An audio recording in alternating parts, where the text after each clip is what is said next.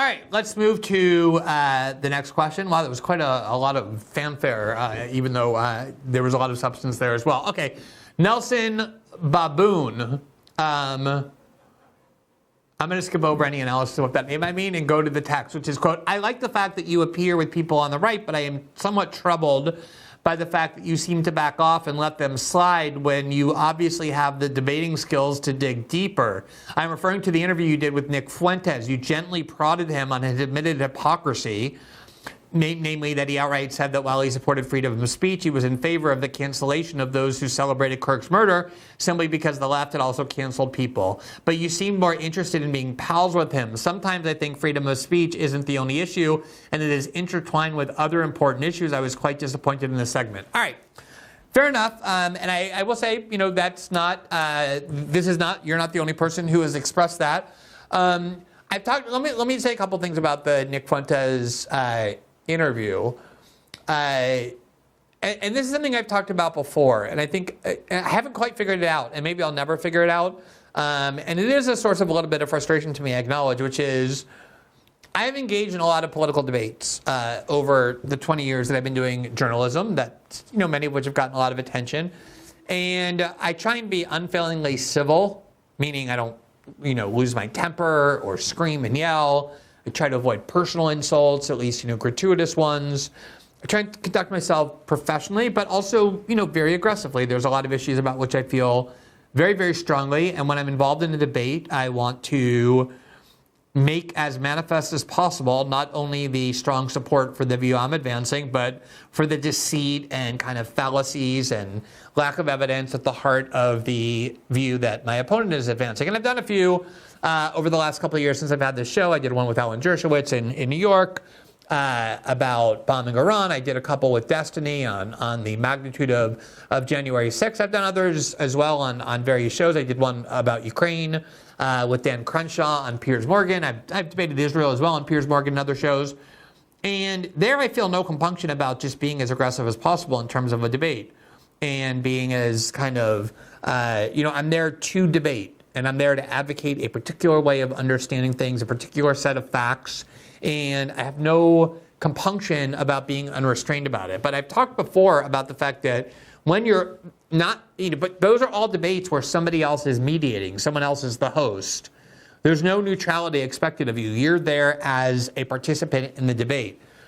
And so you have no obligation. There's no part of your role where you're supposed to make sure there's a fair debate, where you're supposed to make sure that the person is being treated fairly or getting enough time to speak. And it's a very different role when you invite somebody onto your show and you are not only, at least at some points, oppositional to what the person is saying, and that was the case for several of the lines of questioning that I asked Nick about, including his advocacy of censorship, despite being a victim of censorship himself, where you feel as though you're not only there to debate, but you're also there to kind of provide a platform. You've invited this person on your show, after all, and as a result of their acceptance, you owe to them a certain level of, I guess, deference is the right word. And I don't mean by deference the fact that I shouldn't be asking them difficult questions or confronting them with contradictions or things of that nature. I feel like the obligation comes from the fact that you just have to comport yourself in a certain way, both as the kind of host, moderator, questioner, and less as a debater. And it is different when you have, say, like a politician on your show and you're doing like an 8-minute hit and you're there, you have a set of 3 or 4 questions that you want to challenge the person on and follow up. I have had ones like that. I've had RFK Jr. on the show where we were in agreement with a lot of things, but the Israel section was a little bit feisty at the time he was running for president, so I felt a lot more, unrestrained in my ability to press him and to insist on answers and press him on inconsistencies. But when I invite somebody on the show, especially somebody who's controversial or who has different views than and I've invited, people on the show who have defended Israel's war in Gaza multiple times. And I feel like I conducted myself the same way, much differently than I would if I were debating them with a moderator, which is you ask them the questions that you think they ought to answer. You kind of insist on an answer. If they don't actually answer it, you can follow up. You can say, look, no, the question was this, you didn't really answer. But at the end of the day, I don't feel like I'm here to debate the person. I don't feel like I'm here to prove the person wrong. I feel like the purpose of it is to allow the person to come and express their views and have to answer hard questions. And I do feel like I pressed Nick on multiple areas, not just the censorship issue, but also the kind of theoretical foundation for his views on race, why modern day immigration is different than immigration from the past. I kind of insisted on specificity about what his political project is to not allow him to kind of resort to trolling or to a sort of rhetoric that winks and nods. Like I really wanted to understand what his ultimate political project would look like. Because at the end of the day, I see it differently. I don't see myself in that kind of role when I'm doing that, as trying to persuade you that my view is correct. What I really want instead is to invite somebody on the show who I think has both influence, which he undoubtedly does, and a unique perspective. You know, it's why I guess you could say every member of Congress has a certain degree of influence, but I would be uninterested in speaking to 90% of members of Congress because they're completely confined to predictable partisan talking points that they're never going to deviate from. They're not allowed to. They're incapable of it. So it's not just influence that's a prerequisite for my wanting to talk to somebody, but also somebody who has the ability to think independently and to be an interesting person because they're able to think independently. And what I try and do in those cases is press them to explain themselves in a way they might not want to or have to if they're speaking alone or to somebody who isn't pressing them enough, but to really ultimately leave it up to you to hear their worldview in as honest and candid and specific a manner as possible so that you ultimately make up your own mind. You know, I got, and let me just say one other thing about this too, which is I was talking to some people on who I work with, some of my colleagues, earlier this week, a couple of whom were really bothered by the Nick Fuentes interview, who I wouldn't say argued that we shouldn't have had them on the show. People understand that we're pretty much willing to talk to anybody. I think everybody here kind of agrees that's a journalistic function. We're just kind of bothered by him and his views, very disturbed by it. And there is a kind of component that I think I want to be candid about, which is, and I haven't really quite articulated this way before, which is that there's a certain set of political values and views and journalistic pursuits that I obviously believe very, very passionately about, very strongly in.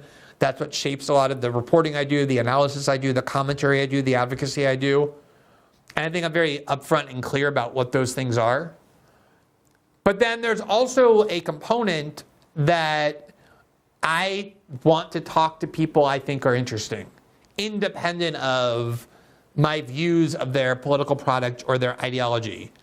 Because I think that it is rare in our political discourse, in the punditry class, in politics in general, to find somebody who really is able not only to think independently and think in a very kind of fearlessly heterodox manner, but also somebody who actually is capable of forming coherent ideas, both because they possess the intellect to do it and, as importantly, the willingness to really read and learn and understand and master facts.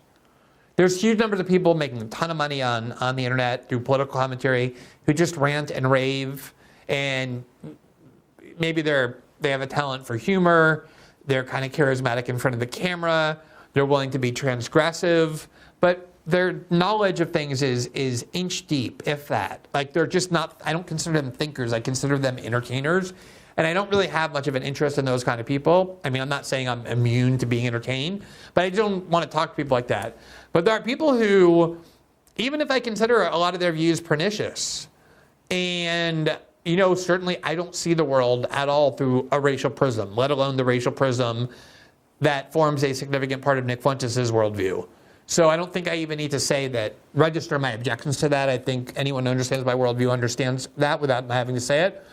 But I had this interview that I did once with Alex Jones, maybe 4 years ago or something like that, and it was in Austin, Texas. And the occasion was there was a documentary film that had been released about Alex Jones, and the filmmaker was somebody who I really like. She had directed and produced a film called TFWNOGF, The Feeling When No Girlfriend, which is a Reddit meme that incels and incel-adjacent communities had adopted.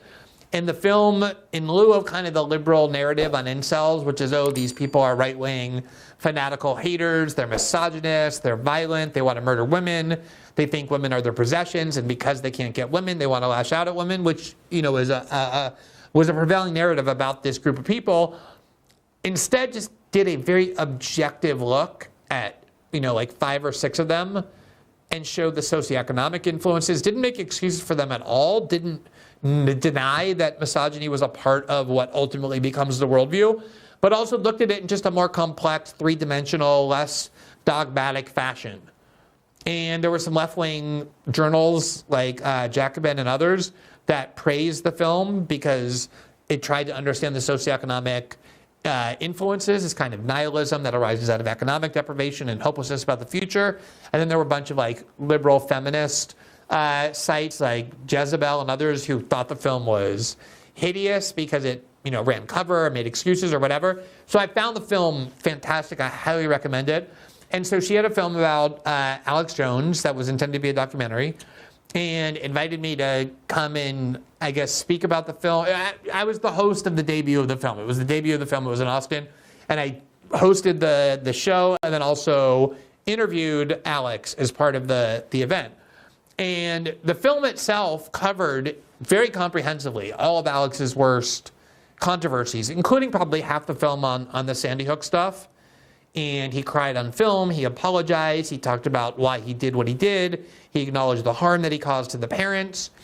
So in the interview that I conducted with him right after, in front of an audience that had just screened this film, that for the first time, it was the debut, I didn't sit there and badger him on Sandy Hook because we had just watched this. And everybody has heard people badger Alex Jones on Sandy Hook. I think Alex Jones is a very interesting presence in our political culture, and his trajectory interests me. Obviously he's prone to a lot of conspiracies. In the case of Sandy Hook and a couple other cases, it was really quite destructive. And other cases, however, he was incredibly prescient about seeing political trends and political developments and understanding the complexities of how American power functions way before anybody else did. And I was just interested in how Alex Jones became Alex Jones. So I didn't sit there and badger him and call him names and scream at him and yell at him. I really asked him the questions that I was interested in hearing the answers to. I wasn't performing for an audience. And I got lambasted in pretty much like every liberal journal, supposedly for conducting like a, softball or whatever interview of Alex Jones. And I obviously knew what I could have done that would have made people applaud. I could have gone and said, like, what about the parents? I could have performed that way. But like I said, I've heard Alex Jones's answers on that, including the film that we had just watched. So I treated it as an interview with somebody I found interesting. Nick Fuentes, I think it's worth remembering that he's 27 years old. He's been around for a while, so you can easily forget that, which means that, you can find clips of him from like 3 or 4 years ago when he was like 22 and 23, which is unbelievably young. I've always said to my friends, and I really mean this, the thing for which I'm most grateful in the world is that that there was no internet to record every single one of my thoughts when I was 18 and 20 or 22, because who knows what I would have been saying. When you're that age, you're saying things on purpose to be provocative. You don't take things very seriously. Everything is kind of a game to you. There's things that you say that you may not even mean because you're not supposed to say them. You find humor in it. And then as you get older, you start to look at things in a different way. And one thing that I think you cannot say about Nick Fuentes is that he speaks about things, he speaks on topics of which he's ignorant. I talked about this before.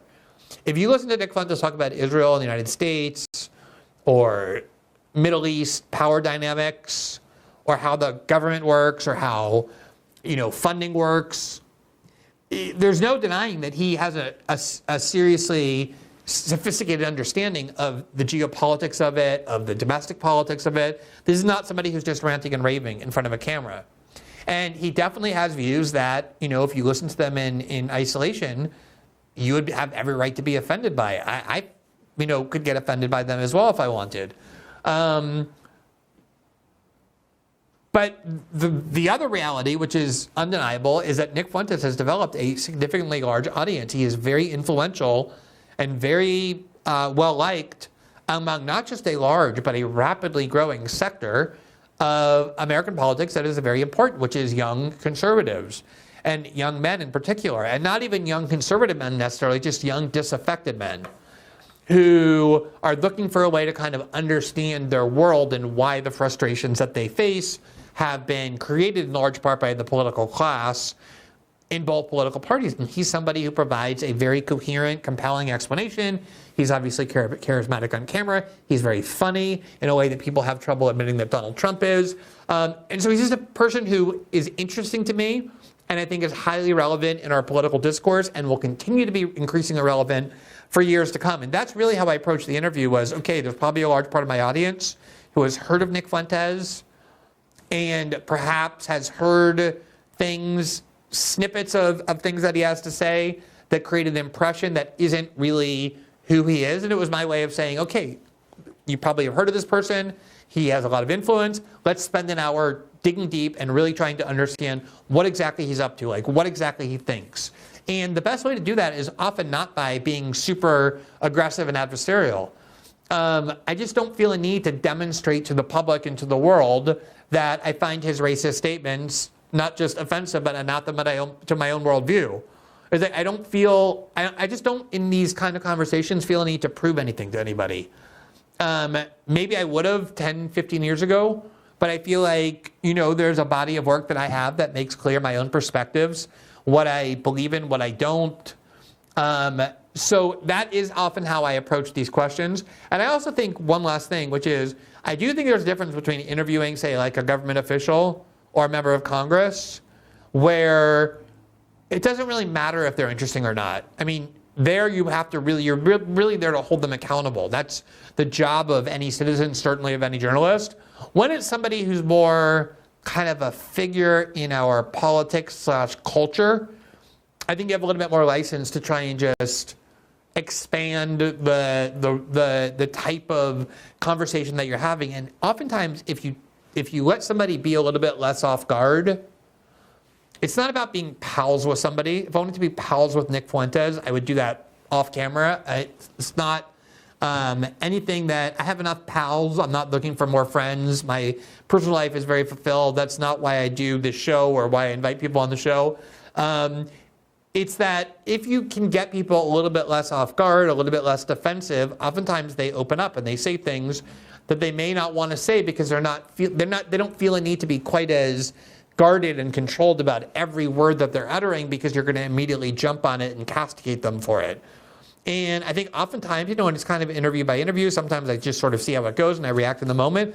But it is true. Sometimes I invite people on the show simply because I think they're interesting or have interesting things to say. That's typically, if I invite somebody on the show, it's typically because I find that person interesting. I promise you, every night we could have a different member of the Republican House Caucus on the show. We get, people emailing us asking to come on the show. Just like random members of Congress or whomever. These are not interesting things to do. These are not interesting people to talk. They may be interesting people, but in the capacity that they want to appear as members of Congress, they're very constrained and very guarded. They just want to come on, get some FaceTime, have people know who they are, and they're limited in the type of thing that they can say. I don't find that interesting. I've done enough of those interviews to know that they're ungratifying. So if somebody wants to say I should have denounced Nick Fuentes more, I should have been more aggressive in making manifest the horrors and flaws of some of his views. I'm not going to say that's an invalid critique. That is one way I could have conducted the interview. I did press him on things. I made very clear how, kind of not just disappointed, but destructive I thought it was that he suddenly now is a person advocating censorship after everything that was done for him. And not just people who celebrated Charlie Kirk's assassination, but he specifically named Hassan Piker as somebody who should be censored from the internet, banned from social media platforms, even though Hassan not only didn't celebrate Charlie Kirk's assassination, but condemned those who were celebrating it. So I think there was, I purposely pursued a lot of those areas where there was some disagreement and tension. I thought his views were ones that needed a lot more explaining and defending. But if someone wants to say that I could have adopted a different style or should have, I take that criticism, but I'm just kind of explaining why that's not the approach I used. Had it been Glenn Greenwald versus Nick Fuentes on race or whatever other, Trump's crackdown on immigration or things like that, and there was a mediator, I would have been as aggressive in that debate as I am in any other debate. But I just continue to find a little bit difficulty with meshing the role of being a debater or debating somebody with at the same time inviting them onto your show, where you're kind of obliged, if you ask them a question, to give them the time they need to elaborate on their views and to treat them with a degree of civility and deference, as I said, that may not be appropriate if you're actually debating them directly. All right, it probably doesn't satisfy everybody. No matter how I conducted an interview like that, it wouldn't satisfy everybody. And like I said, you're not the only one who expressed that critique. Thanks for watching this clip from System Update, our live show that airs every Monday through Friday at 7 p.m. Eastern, exclusively on Rumble. You can catch the full nightly shows live or view the backlog of episodes for free on our Rumble page. You can also find full episodes the morning after they air across all major podcasting platforms, including Spotify and Apple. All the information you need is linked below. We hope to see you there.